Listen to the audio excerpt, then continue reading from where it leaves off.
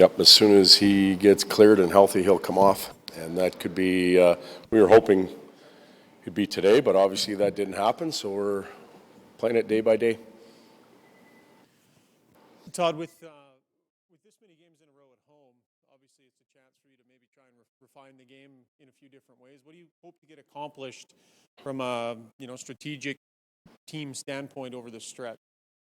Well, we'll get more practice time than we've had in the past, and we've witnessed that over the past 2 days. So we'd like to review and polish up all areas of our game: special teams, face-offs, neutral zone, D zone, forecheck, and we put together a little bit of a checklist throughout the month of March of things that we want to get to. But we also have to be aware of our opponent, how we're playing in certain areas, because we've got to address those first.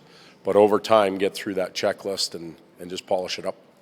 Todd, I recognize the focus is on your team tonight, but just a thought on, facing an organization that you spent some time with that's in a little bit different place than they've been before, the challenges of this year's specific team. Yeah, they are, they're not normally in this position, and I'm not going to be the one that says they're out, because they aren't until you're never out until you're out. But it's certainly a different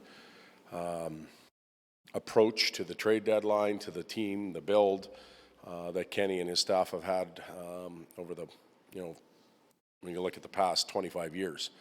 So, their challenge to us isn't going to change. It doesn't matter. They're a very proud team, a proud organization. I mentioned yesterday, I know that captain quite well over there. And just the sense of pride he brings to the rink every day will rub off on others, and they're not going away. We saw that last night in Calgary. We saw that in Vancouver doing the pre-scout. So they'll play hard. They'll play an aggressive, quick style. Their forwards can really, really move. Some of them are really fast.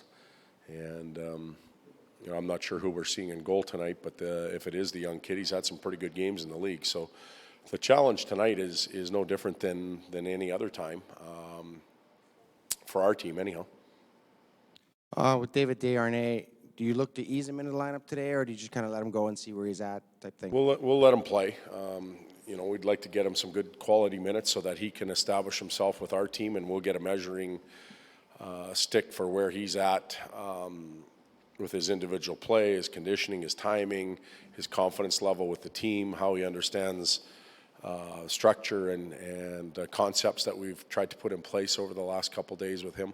But he needs an opportunity to establish a baseline with our team, and he'll get that tonight. A lot of times guys come in from a trade and they're thrown in right away because you have the game the next day or even that night. How much does it help to have a couple of days to kind of settle in, get to know some of the guys, skate with the guys for a couple of times before going out there and playing? I think that helps. You just feel comfortable in your in your surroundings and with your teammates.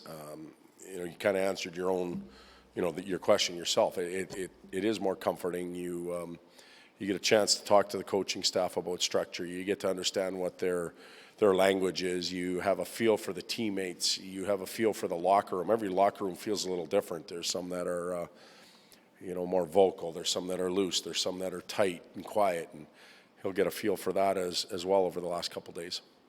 Looking in the standings, you've got teams below you playing well, teams in front of you that you guys are chasing. How much, if any, talk happens about that, about the race that you're in as a group? Or is it not something that you mention at all or make a focal point? We haven't made a point of it as a staff, but the players are watching the standings. They may tell you they're not. I am. They're watching the standings. They know what's going on in the league. They know who's playing well, who isn't. They know the block of teams that we're competing with, who we're chasing, who we're being chased by. I don't see any reason to go in there and throw it up on the board and talk about scenarios. It's much, much too early for that. We have a tendency right now at the trade deadline to do a lot of talking about the playoffs. That's still a long ways away. We still have a lot of work to do to even qualify. And for me, it's the push down the stretch here that we need to focus on, and not what happens a month and a half from now.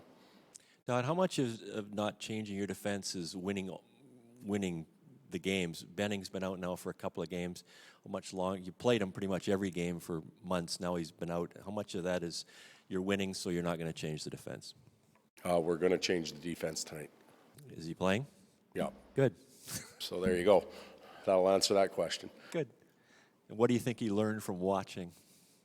What do I think he learned from watching?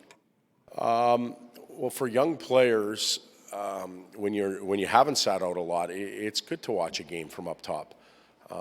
You have a sense of seeing plays develop. You have a sense of where teammates might go.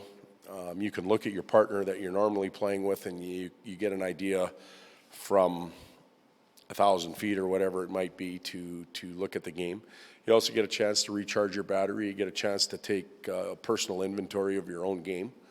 And, he gets right back into the lineup. Drake Caggiula gets right back into the lineup. We've got to keep all those players alive.